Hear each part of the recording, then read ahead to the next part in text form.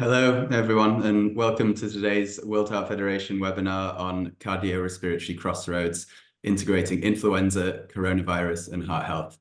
I'm Sean Taylor, Director of Science and Public Health at World Heart Federation, and thank you for joining us for today's discussion. Cardiovascular disease is responsible for nearly 20 million deaths per year, and its association with viral infections is well known. Common infectious diseases, such as influenza and COVID-19, can increase the risk of cardiovascular events. Yet often, we are falling short in our efforts to mitigate this risk.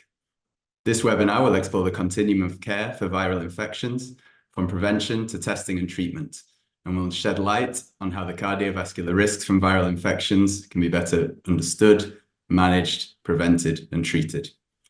We have presentations and a panel discussion with two fantastic speakers planned today.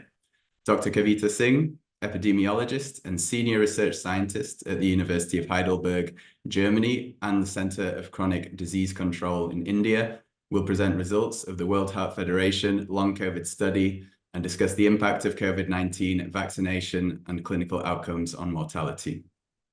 Professor Larry Sperling, Katz Professor in Preventive Cardiology at the Emory University School of Medicine, will present considerations for managing influenza risk in people with cardiovascular disease and discuss how health systems and policy shape our ability to do this. Finally, we'll have a panel discussion to dive further into some of the key points and recommendations raised during our presentations. We have plenty of time for discussion, and questions from the audience are very welcome, so please put these in the chat box at the bottom of your screens. So without further delay, I'll hand over to Dr. Larry Sperling to get us started. Larry, the floor is yours. Thank you very much, Sean. And so first of all, grateful to be able to join this webinar, partnering with WHF and Kavita. And I'm going to be speaking about crossroads. We heard about the gaps we have in opportunities for cardiovascular disease prevention related to better understanding the intersection between viral illness, vaccinations related to viral illness, and heart health. I have no conflicts related to this presentation. I mentioned as we were prepping for the webinar that our youngest son, Daniel, who's got the green shirt on, holding the dog with his hat backwards, is getting married in 16 days. So looking forward to that family event. I'll be speaking about crossroads and connections because that's our main focus of this webinar. Then I'll highlight data related to influenza and cardiovascular disease, COVID and cardiovascular disease, and then bring it all together related to a focus on an integrated approach to global cardiovascular disease prevention. So first, crossroads and connections. This is data from colleagues at the CDC of the US, looking at leading causes of death from 2019 to 2023. And as you're aware, we had a global pandemic from 2020 and really peaking in 2020, 21 and beyond. And you can see several things from this figure, leading causes of death in the US. First, in mustard yellow at the top, heart disease remained the #1 cause of death in the US and across the globe, even in a global pandemic. Thankfully, the black curve, COVID-19, deaths related to COVID-19 have significantly dropped.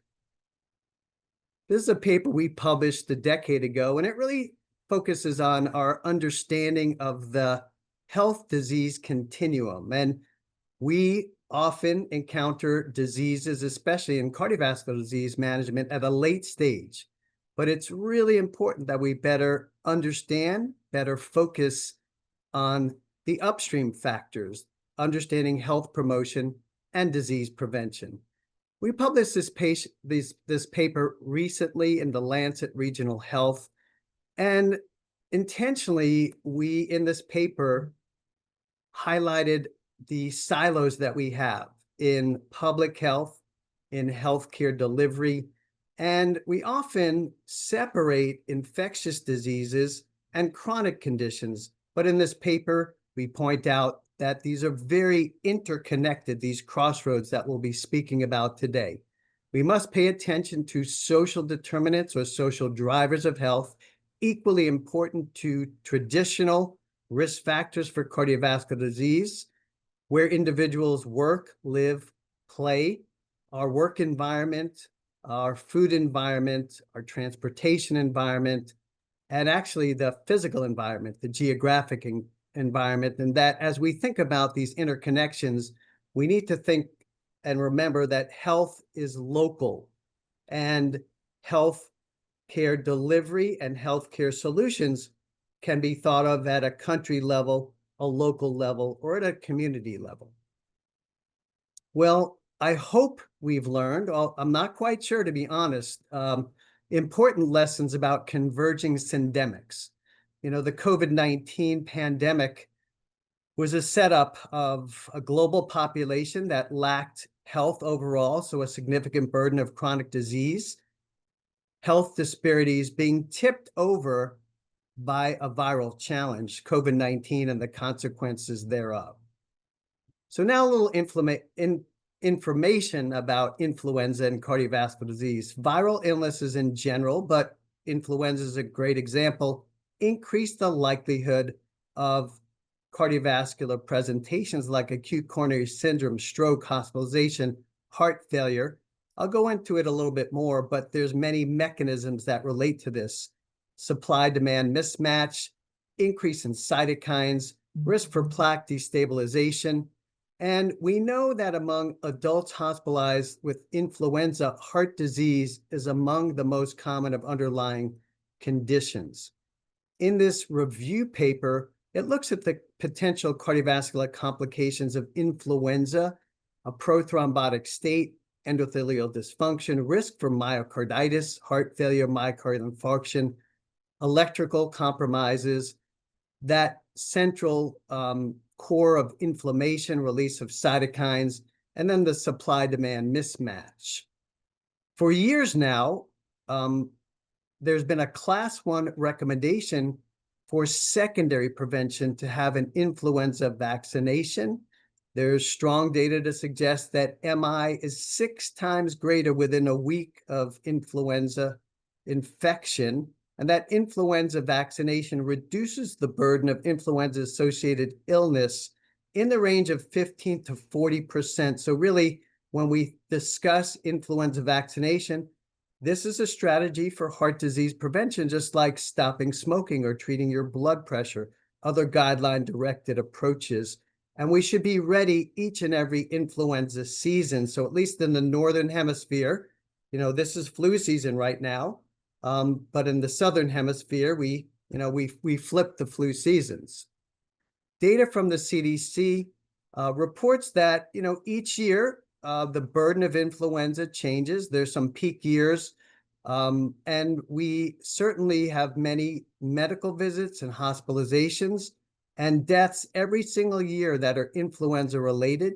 Unfortunately, in the US, and we see this occurring all across the globe, we have big gaps in influenza vaccination. So less than 50% of Americans are typically vaccinated.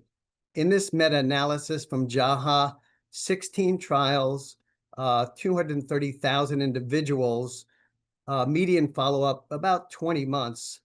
Influenza vaccination reduces all-cause mortality by about 25%, cardiovascular mortality by 18%, and risk of MI as well, a trend towards that. Sadly, although in our Center for Heart Disease Prevention at Emory, this is part of our pathway and protocol for each and every patient. We ask about their vaccinations. We administer influenza vaccination in the clinic. Cardiologists are the least likely of all medical professionals to stock influenza vaccine in the clinic.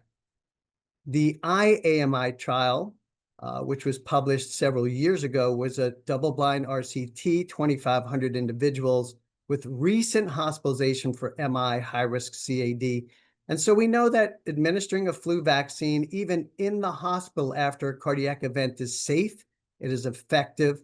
And in this study, it also supported that the primary outcome composite of death, MI, stent, and thrombosis was reduced significantly by 28%.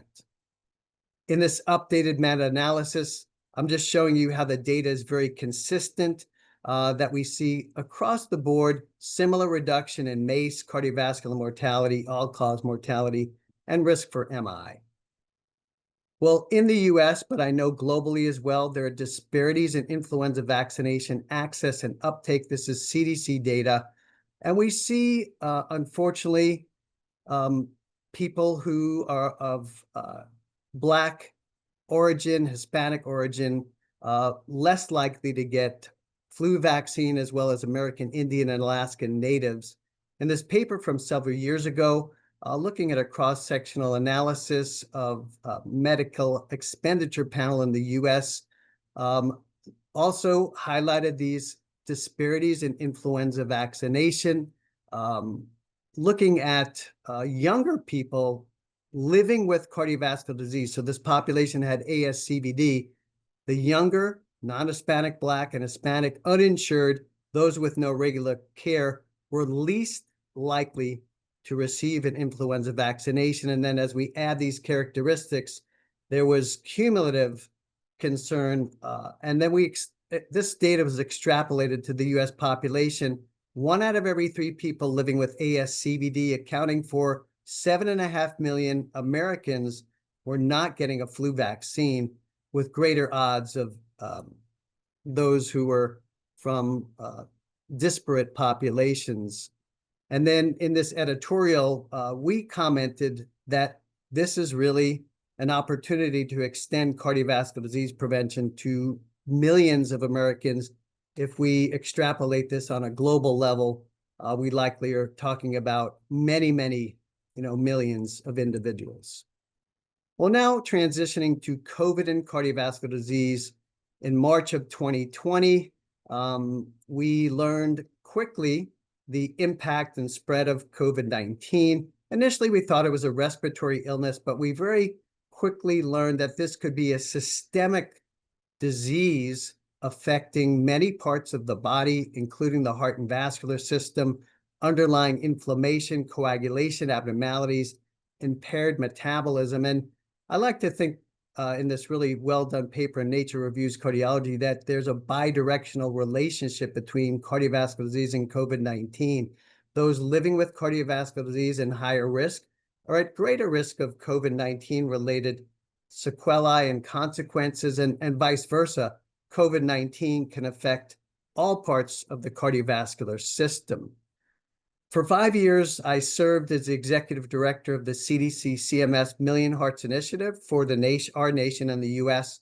We published this paper looking at acute cardiac events during the COVID, initial part of the COVID pandemic from the COVID-Net registry. And we reported that 23% of COVID-related hospitalizations were among people with underlying cardiac disease, the most common manifestation. So 11% of all hospitalizations had an acute cardiac event, most commonly an acute coronary syndrome or heart failure. And this doubled the risk of ICU admission and in-hospital death.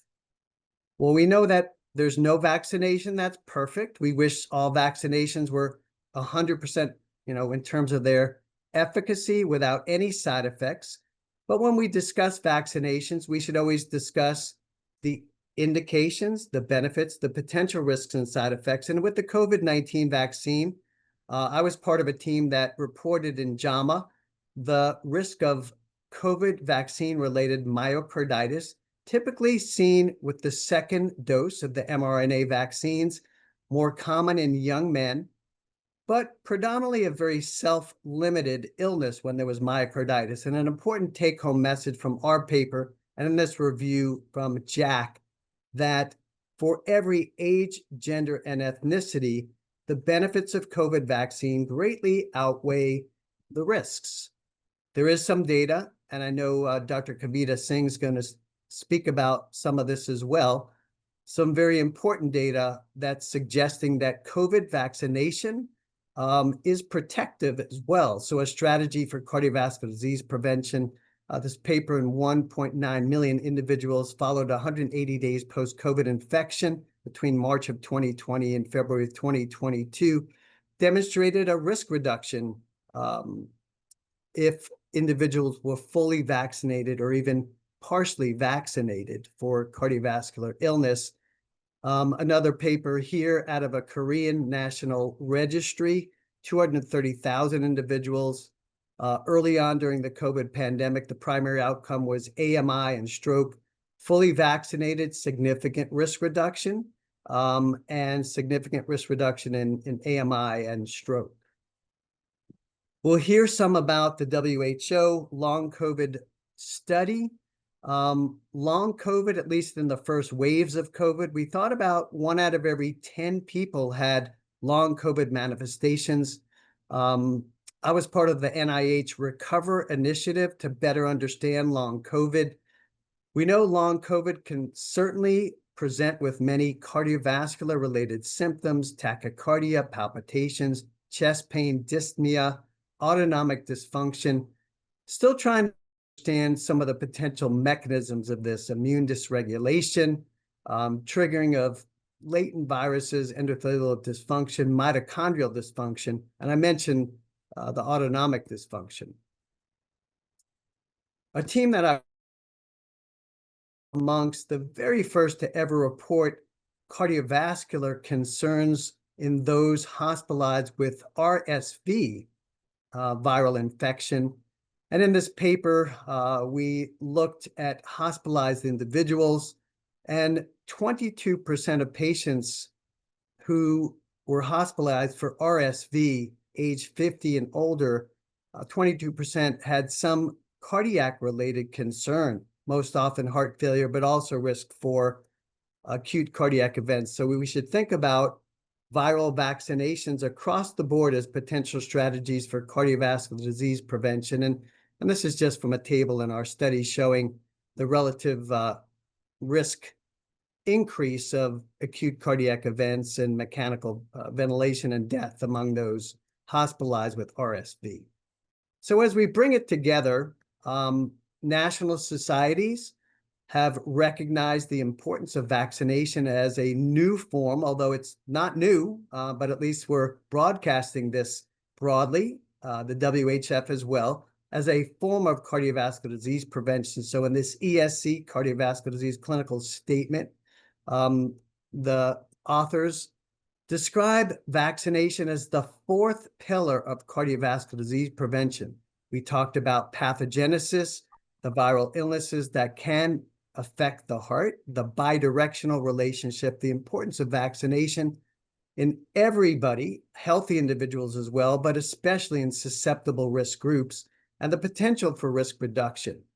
The American College of Cardiology similarly just published within the past month or so this expert consensus statement on adult immunization as part of cardiovascular care. Table 1 demonstrates the vaccination frequency for influenza each year, pneumococcal vaccination, COVID-19 vaccination, RSV, a one-time vaccination, and even vaccination, the Shingrix vaccination. There's data now suggesting cardiovascular disease risk reduction there as well. With the COVID vaccine, we still need more data about its protective benefits, especially more modern data, because now COVID has gone through many iterations of the virus itself, and a little less data out there. So we need more robust data to better understand, COVID's impact on the heart today and the protective effects of vaccination, and being able to address questions that our colleagues have, our patients have, that people have in the general public about side effects. There's certainly vaccine questions, vaccine hesitancy out there. As I mentioned earlier, with each and every patient I see, I had my clinic yesterday. I ask every patient, have they had their flu shot this year? Have they had their most recent COVID booster? Have they had an RSV vaccine? Are they up to date with their vaccines in general? And I also message, if they haven't had their vaccines, I inquire why not? What are your questions? What are your concerns? We should be non-judgmental, but I reinforce that many physicians are not aware, but clearly many people are not aware of the heart benefits of getting a COVID vaccination or a flu vaccination, similar to treating your blood pressure, your cholesterol, or stopping smoking. We should apply the share model described by the CDC. So sharing the benefit of vaccination, not only for you, but for your family, for your community. Community immunity is a really important concept, highlighting the benefits of vaccination, addressing questions, reminding patients about the benefits, and explaining the importance to keep up with the regular vaccines. WHF has made this a priority, and there's an excellent toolkit available about influenza vaccination and heart health, and some really nice infographics that capture a lot of the main messages that we're sharing here today about the burden of influenza vaccination across the world each and every year, identifying those who are most vulnerable, certainly the protective effects of getting vaccinated, and then the importance of these 5 A's: asking, assessing, advising, assisting, and arranging. One of the most important predictors of vaccination is a trusted communication between a clinician and a patient. And so as we think about trying to address vaccine hesitancy, questions, concerns, it boils down to safety and trust.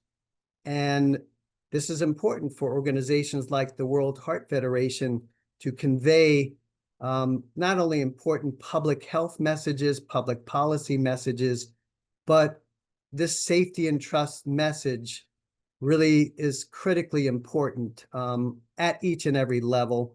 And then as we think of solutions, WHF has begun to look at data across the world.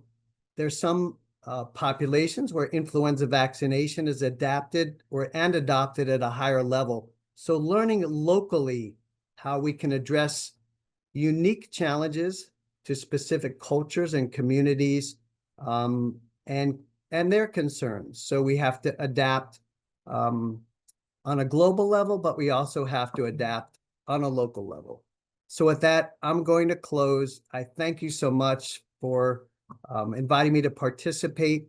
I'm going to hand off to Dr. Kavita Singh and look forward to our panel discussion.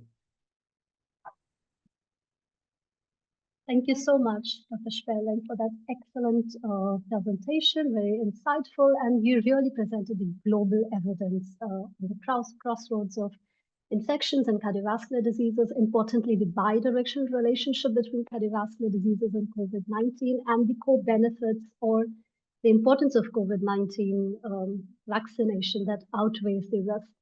So in the second part of the webinar, I will be presenting the evidence from a global multi-center study on COVID-19 and CVD, a cohort study which was established very early on at the start of the pandemic by World Heart Federation leadership and the Science Committee. And I'm glad to see Lana and Andrea from the WHF team, who are also attending the webinar today, who supported the study throughout.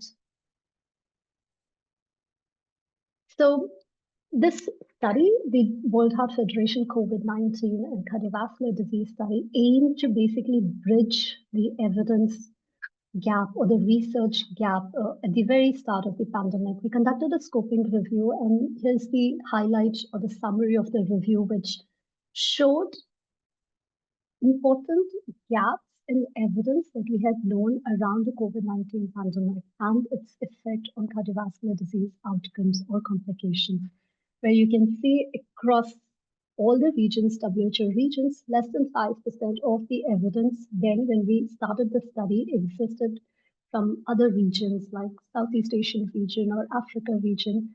So the study basically focused on generating evidence from underrepresented countries of low and middle income countries. Since the start of the pandemic, when we established the cohort, several publications have come out from this global study, some focusing on position statement or recommendations for management of cardiovascular diseases, particularly in COVID-19 patients in low resource settings. We also published the methods paper describing the protocol and how we established the cohort that aims to bridge this COVID-19 and CVD research gap. But in today's presentation, I'm going to focus on the long COVID study results, which was recently published just 2 months ago in Global Heart, which in summary, highlighted the substantial burden around both the morbidity, the long COVID syndrome, MACE, the major adverse cardiovascular events, and mortality due to COVID-19. So basically in patients who were hospitalized with COVID-19 from 16 low and middle income countries.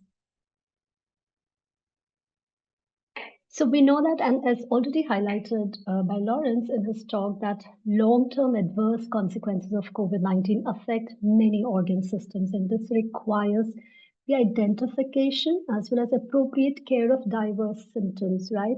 But it's important to first recognize where the burden lies, what are the risk factors, and to answer those questions, the World Heart Federation, WHF, established this international study which aims to describe the burden of clinical sequelae of COVID-19 up to 1 year after hospitalization, including patients from low and middle income countries. So it was a prospective observational study. We established a cohort of patients who were hospitalized with COVID-19 across 26 hospitals from 16 countries. And these hospitals or partnering institutions were selected from the World Heart Federation study network.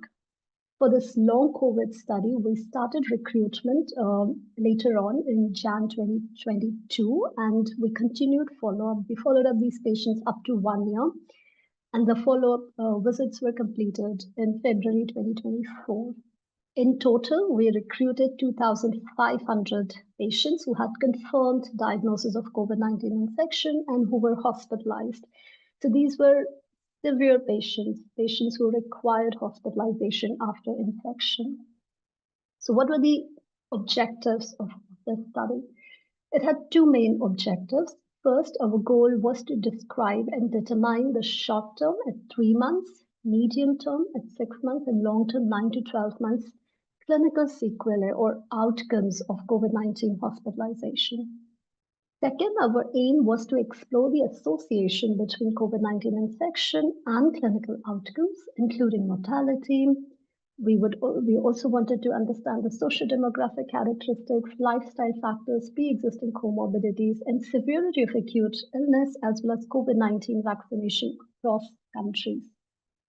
Here, we use the standard definition of long COVID. I know there are a lot of definitions, but we use the definition as recommended by the US CDC, and we define it as persistence of COVID-19 symptoms over an extended period of time that developed during or following a confirmed diagnosis of COVID-19, which further continued for at least more than 28 days to define the long COVID syndrome or symptoms. We used standard questionnaire, which was also validated across settings, to collect data telephonically. So in terms of time points, we enrolled participants who were hospitalized, and at discharge, we collected all clinical outcomes post-hospitalization. Thereafter, we conducted follow-up of these patients who were enrolled in the study, those 2,400 participants at 1 month, 3 months, 6 months, and the final visit happened between 9 to 12 months post-discharge. All the follow-up visits were conducted over telephone, but the research teams were trained to administer the questionnaire, which was simplified, but in most settings, the data were administered or collected by a trained health worker. Coming to the results. So at baseline or at discharge or during hospitalization, when 2,500 participants were enrolled, the mean age was 60 years. So these were middle-aged to slightly elderly population. We had an equal balance of male and female participants. Majority of the participants were enrolled from Asia, predominantly Japan, Bangladesh, India, and Malaysia, but we did have representation from other ethnic groups. Around 67%, two-thirds of participants reported having vaccination. In terms of comorbidities on admission, hypertension and diabetes appears to be the most commonly reported or seen comorbidities. When we look at the outcomes up to 1 year, and here you will see the prevalence of persistent long COVID symptoms. At 1 month, two-thirds of participants, nearly more than 60% participants reported having at least one symptom. And below you will see the breakdown of the different COVID symptoms. Like fatigue was most commonly reported, followed by anxiety and breathlessness. At subsequent follow-up visits, the long COVID symptoms did decline, but it still persisted up to 12 months, where we can see still 1/3 of participants reported having at least one symptom. The most common symptoms remained fatigue, but also palpitation and memory-related problems persisted in a small percentage of participants. In terms of clinical outcomes, the hard clinical endpoints defined as major adverse cardiovascular events and mortality, this was quite striking to us as well. Over 9 to 12 months of follow-up, a cumulative 37% of MACE events were reported in this cohort, which is substantial, plus a 15% of cumulative mortality or death rate. You can see how it did decline over time, but the cumulative rate seems to be very high. When we look into the specific cause of death, again, approximately 2/3 or the majority of the deaths were reported due to sudden cardiac death, followed by pulmonary embolus or other reasons, including stroke or heart failure. In addition to these hard clinical endpoints like MACE and mortality, we also collected data on health-related quality of life using EQ5D scale, which is a very standard scale.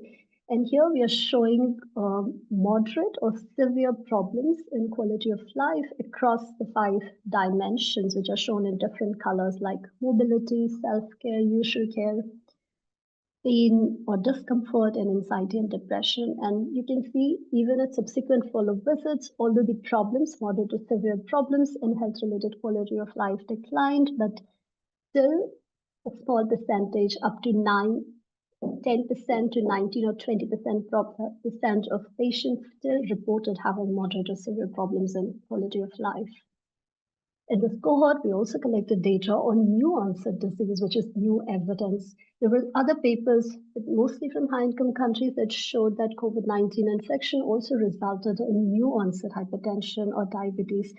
In the study, we've seen almost 15% of new onset hypertension and small percentage with 6% or up to 4% of new incident cardiac events like heart failure, heart attack, or atrial fibrillation being reported, or 5% of stroke. And nearly 7% of patients also reported having an incident diabetes. And 19% reported new kidney problems. This can have like huge implications even at the population level. So just to summarize, the key takeaway from this long COVID study of the WHF cohort, which was established across 16 different countries, we learned that there's been substantial burden, of course, post-COVID-19 complications. And around 1/5 of these COVID-19 patients still reported having persistent difficulties in one of the domains of health-related quality of life and also long COVID symptoms up to 1 year. These data definitely underscores the need to understand the driving causal mechanisms or the logical mechanisms that is affecting the organ damage as well as death. And it also highlights the need for having targeted or tailored preventive strategies or proactive management approaches that may help alleviate or reduce the adverse long-term effects of COVID-19 infection. Next, I wanted to present some data which is not yet published, but we are working on the paper and will be soon submitted for review. So Dr. Lawrence, in his presentation, highlighted the benefits of vaccination, and we leveraged the cohort data to answer that question. Does COVID-19 vaccination has any effect on mortality or MACE outcomes or long COVID syndrome? So we did a sub-analysis using the same cohort population where I had already shown that 2/3 of participants reported being vaccinated.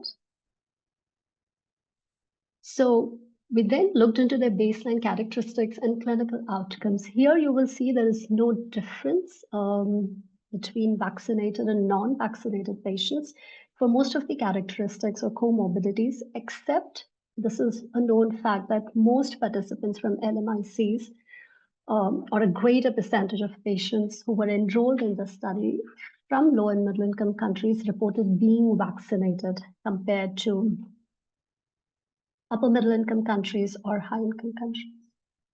So that was the difference across income groups.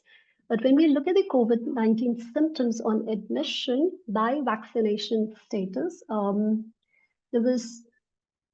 there was no significant difference in some of the symptoms like cough or presence of other symptoms, but dyspnea and severe acute respiratory infection was significantly lower amongst those who have had vaccination.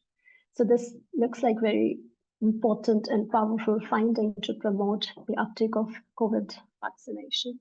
Second, when we look at the effect of vaccination on long COVID symptoms, for all single symptoms, or when we just look at least presence of at least one COVID symptom, it remains persistently low amongst those who had received vaccination compared to unvaccinated groups. So that's again positive news.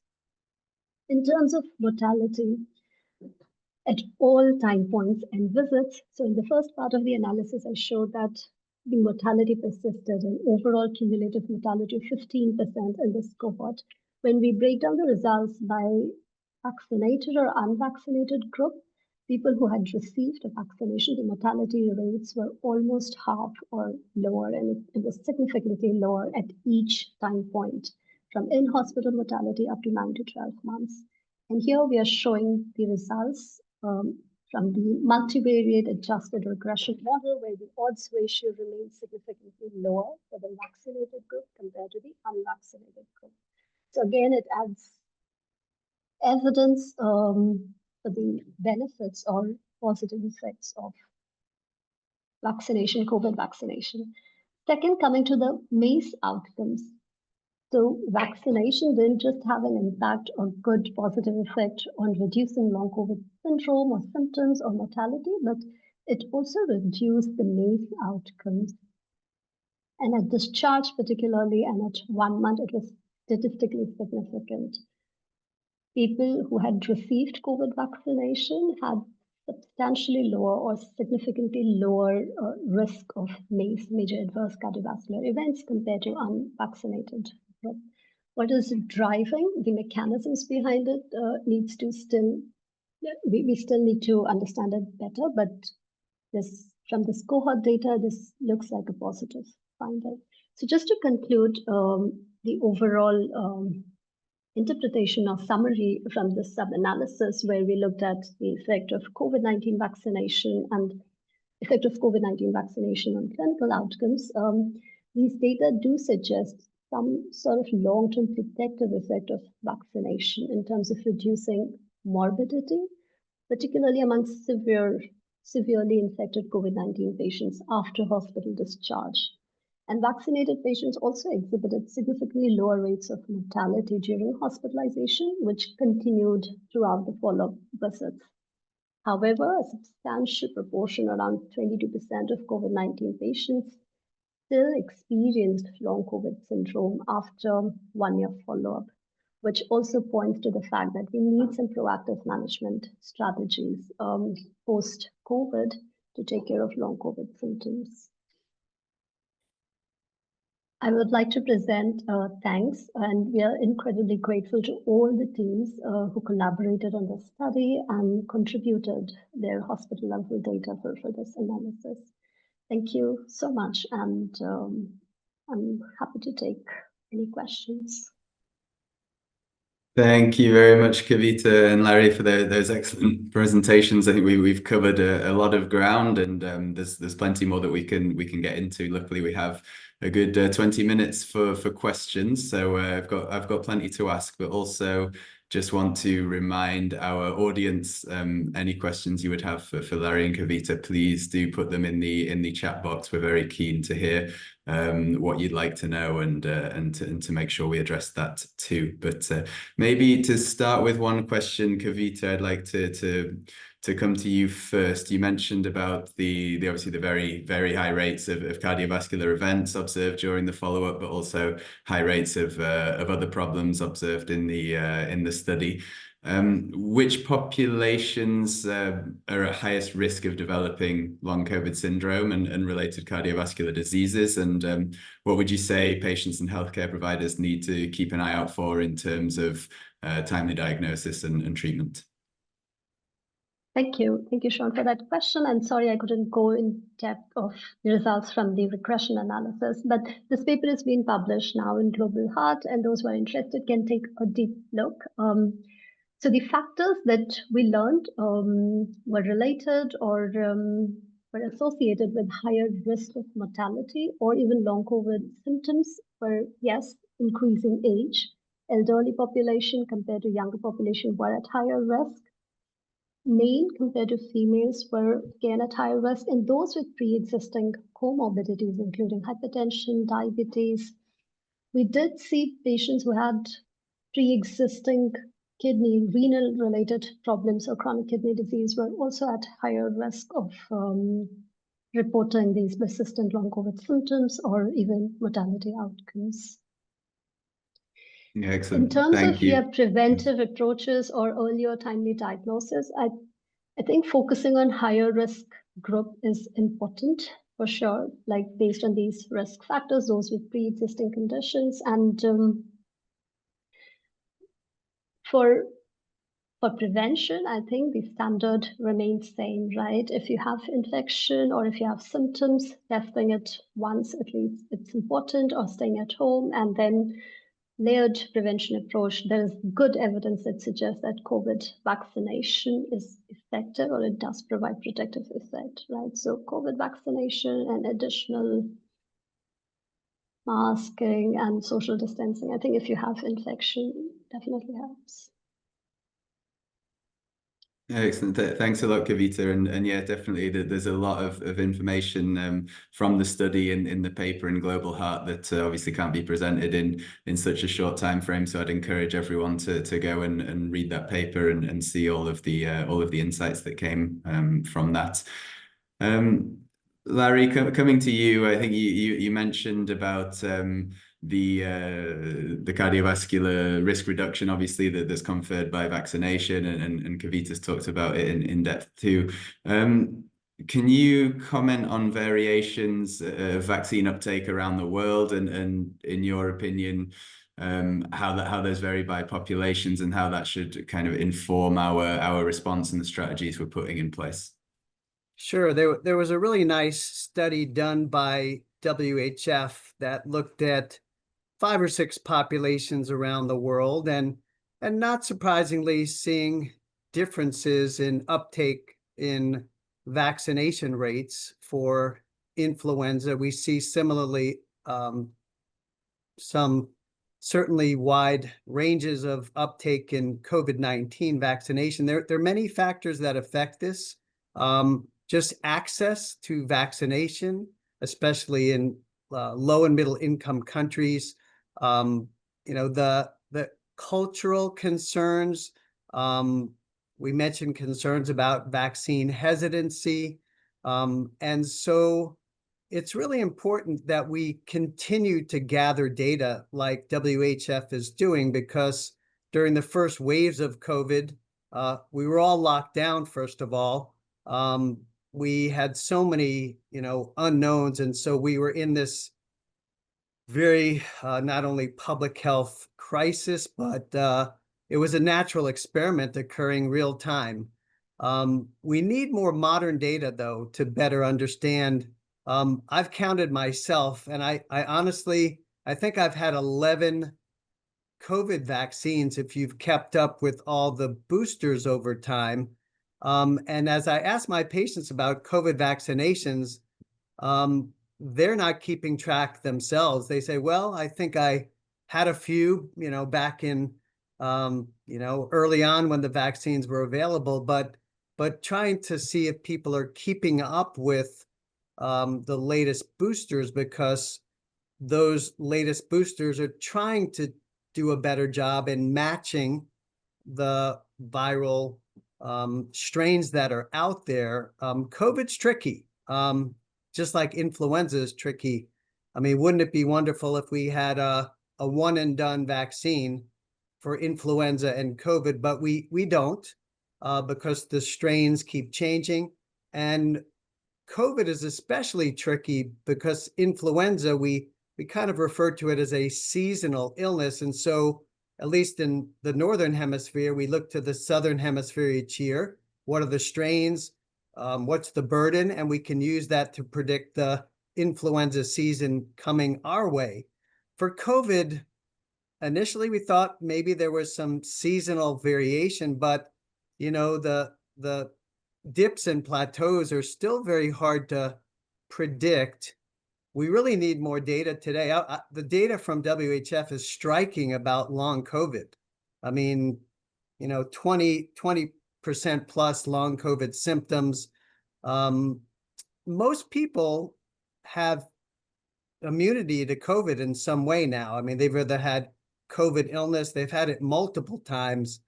I mean, are the death rates with present COVID similar? It doesn't look like it just by the curves. Are the consequences and cardiovascular risks similar? So I think besides these disparate uptakes across the world, we need to learn about the local opportunities to improve vaccination, but also to improve data gathering.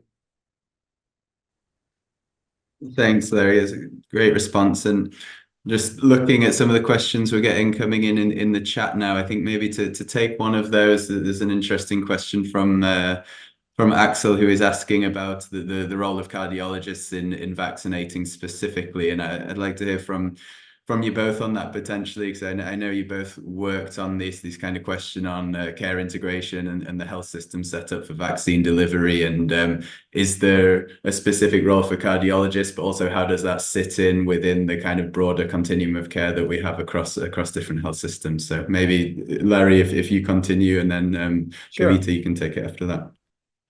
Yeah, I'm a cardiologist. I'm a preventive cardiologist, and I see patients in the clinic and in the hospital. I also do population health, public health, and global health. I think there's absolutely a role for cardiologists and the cardiovascular disease community because many cardiologists are taking care of these high-risk individuals.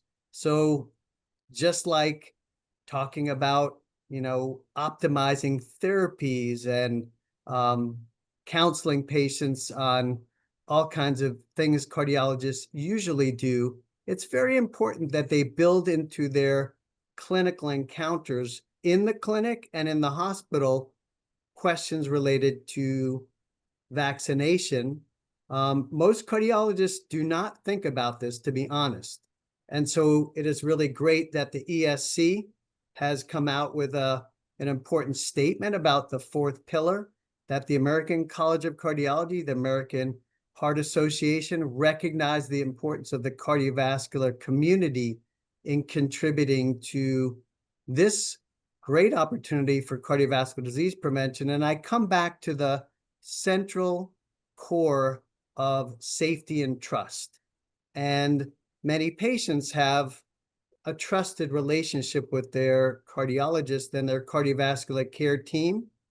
And so it is really important that we message the importance of vaccinations, not just to reduce the respiratory risks of COVID and influenza and RSV, but the cardiorespiratory crossroads that many are completely unaware of.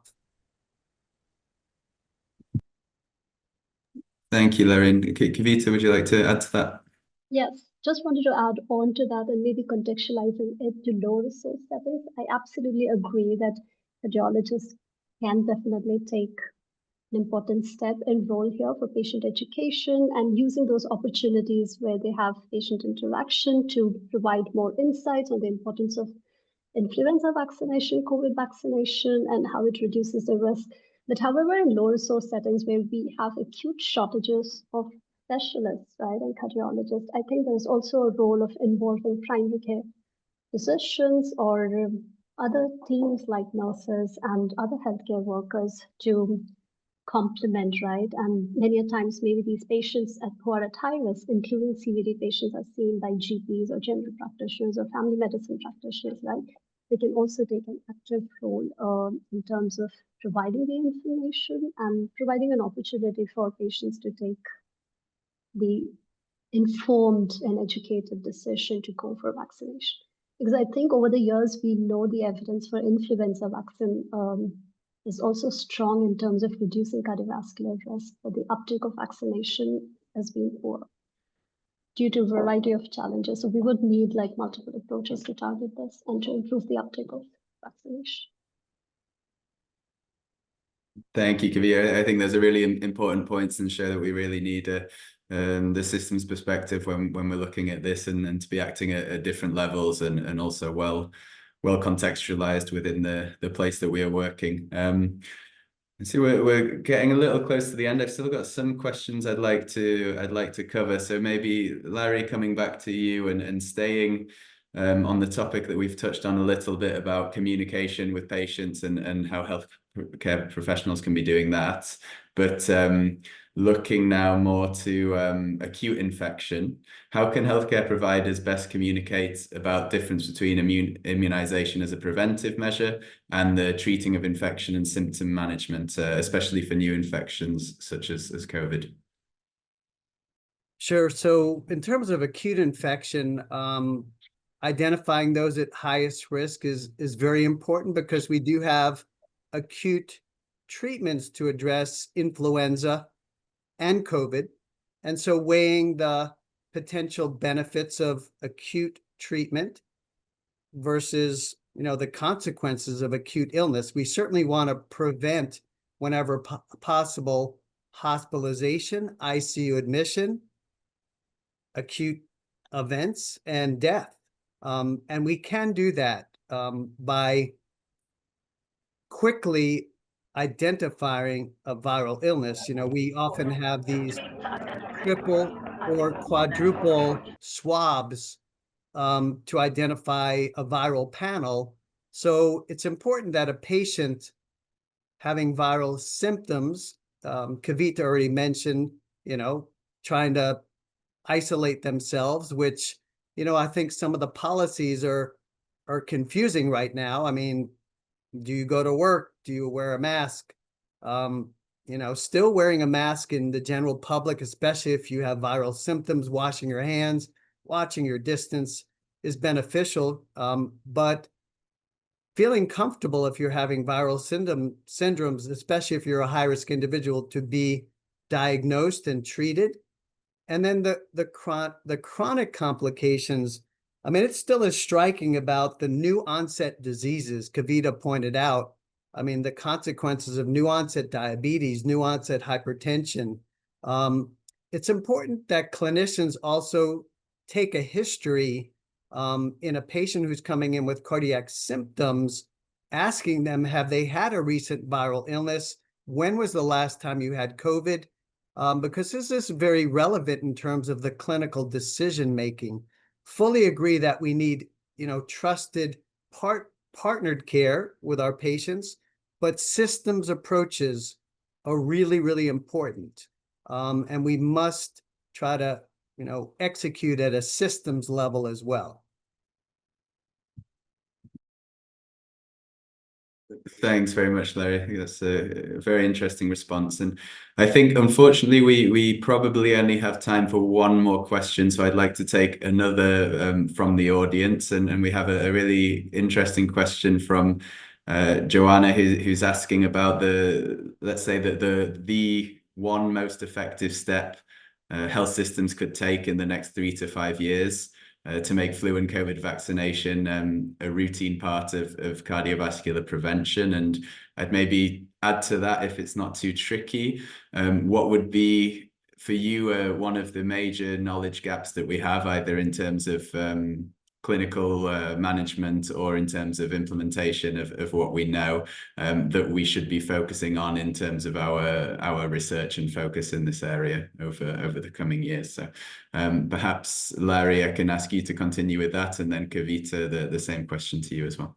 And I'm reading the questions in the chat as well. There's some great ones about the potential for AI, systems approaches, biomarkers. These are great questions. But I mean, what most importantly is the communication that is being emphasized during this webinar. I mean, I still think there's a huge gap in knowledge related to everything we've discussed on this webinar. So getting that knowledge out to our clinicians, to our health systems, public health, public policy, and then to the general community. I mean, these important messages that the impact of viral illnesses it's still very present, and recognizing the theme of this webinar, the crossroads, and the opportunity to benefit health for many families, and the potential for prevention is so important. So that would be the one message is investing in the work of WHF and other organizations that make this a priority. And I would just like to add on to what Lawrence mentioned. He mentioned on the knowledge gaps and the importance of these institutions or organizations like WHF is doing in terms of disseminating the evidence, right? Because I think most people would like to go to a source which is trusted source, because in this era of misinformation, finding the right information which is useful is so important. But I'd like to highlight the gap in terms of implementation gaps, right? And the participant who asked in the chat how we can bridge and what would be the most effective way to bridge that gap would be, I would suggest, embedding these best buys, I would call it, highly cost-effective interventions into routine care systems so that we don't reinvent the wheel and train like a new cadre of healthcare workers, but try and optimize the resources and potentially, depending upon the healthcare context, whether it's primary care physician or community health worker, depending on the construct, if we can utilize those existing opportunities to embed these useful, most effective interventions and disseminate information, and also provide resources in terms of availability, affordability of vaccines for people to go for it. Excellent. Thank you very much, both. So certainly a lot of work for us to do in terms of getting the clear and the correct messages out there, but something that we can all be involved in no matter what, which part of the health system we're involved in. So I think that's a great message to take home. Sadly, with that, we're out of time. I think we could go on for a lot longer, but we have to draw to a close. And I think the discussions were fascinating. So thank you very much, firstly, to you, Kavita and Larry, for your time and insights on this important topic. I'd like to also say thank you to the sponsors of the webinar, Pfizer and Sanofi, for making it possible. And importantly and finally, thank you to the audience, both for your time, for coming and showing your interest and engagement on this vital topic, and for the many questions, excellent questions we had in the chat. I'm sorry that we couldn't get to them all, but I'm glad that we got to cover a few. So with that, we'll wrap up. Thank you to all again, and we'll see you soon at a future webinar. Thanks to you, Sean. Thank you, Dr. Lawrence. Thank you again. Thanks for many joining us from all around the globe.